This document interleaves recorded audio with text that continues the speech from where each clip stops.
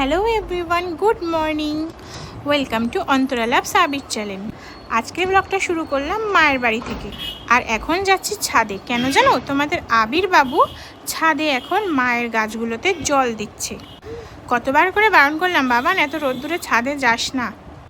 সে কে কার কথা শোনে, বলে বুবু নেই, আমি ছাদে জল দেবো গাছগুলোতে, আমি যাচ্ছি বলে ও দৌড়াতে দৌড়াতে হলো, তার পিছু পিছু আমি এলাম। এখনও টিফিন করা হয়নি, নিচে গিয়ে গোলা রুটি বানাবো। তো সমস্তটা রেডি করে চলে এসেছি উপরে আবিরকে দেখতে, আর এখন সেগুলো মাখিয়ে নিচ্ছি, তারপর একে একে ভেজে মা বেটা মিলে টিফিন সেরে নেব। আর বড়মা বললো খাবে না, জেঠু গোলা রুটি খেতে খুব ভালোবাসে, তবুও জেঠুর এখন অনেক নিয়মকানুন হয়ে গেছে শরীর খারাপের জন্য, জেঠুকে একটা দিয়ে আসবো। আর তোমাদের আবিরবাবু এখানে বসে বসে হোমওয়ার্কগুলো করছে স্কুলের, আর তোমাদেরকে বলছে এখন পড়ছি, পরে খাবো। আর আজকের দুপুরের মেনুতে কি জানো? ভাবছি একটু ডাল করব, আর ওই বেগুন আলু এগুলো চাকচাক করে ভেজে নেব, আর আবিরকে একটা ডিমের পোচ করে দেবো, ব্যাস এইটুকুনি।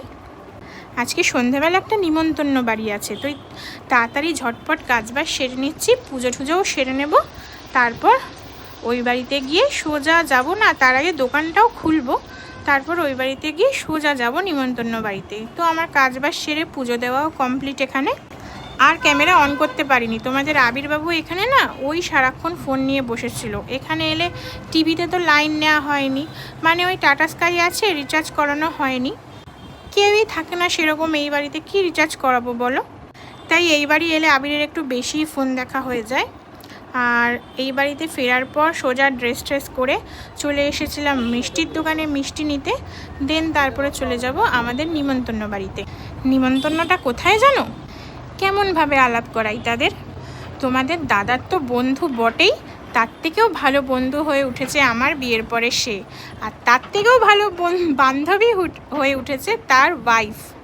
আজ তাদের বাড়িতেই নিমন্ত্রণ খেতে এসেছি।